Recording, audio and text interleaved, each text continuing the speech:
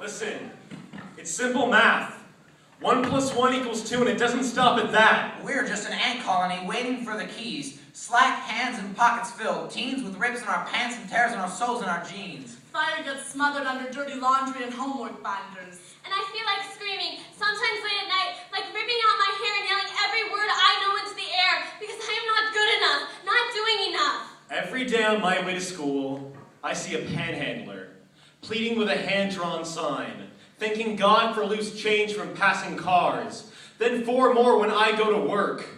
I wonder if they cough from the exhaust from lotuses. It's funny how we're loaded, but our focus is hocus when we're lost in the clutter of laptops and coffee cups. I cry over bees. When other kids cry over hunger. I've been losing weight because I just can't eat anymore. Too many thoughts. They can't eat because their food, oh wait, it's piled on my plate. They dip their heads to drink from the puddles that gather in our footprints, both broken bones set in corrugated, rusty, thin tin splints. Jumping at the jangles of pocket change and hot spit, gather half-hearted charity and raise the cups to cracked lips, who stepping over cracked ribs, and all the tattered baby bibs left behind in empty cribs. Mothers distressed because the warlords already called dibs on the bright-eyed kids. Who bore the future on their backs, but by the time we realized it was under attack and cracked. Rome is already burnt and sacked, and in the rubble, Bright Eyes is there to greet us with that rat-tat-tat! It's for the poetic to smolder. While the child soldier shoulders the boulder, he's only 12 3/4, but his eyes are older. So glowing from the furnace of war, yet colder in her unmarked grave, a mother turns over.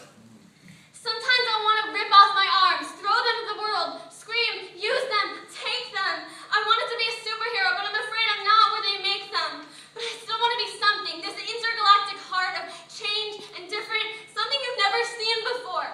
Set apart, burning fire. I want to set this world on its head and spin it. infinitely, like a basketball in Wilt Chamberlain's finger. Like I'm scrimmaging with the image of a problem, and I'll trot the globe like Harlem far and wide just to feed this fireball that's grown inside. Till the pain and greed fall out of it. Shove it in a dustbin and swallow it so no one ever has to taste it again.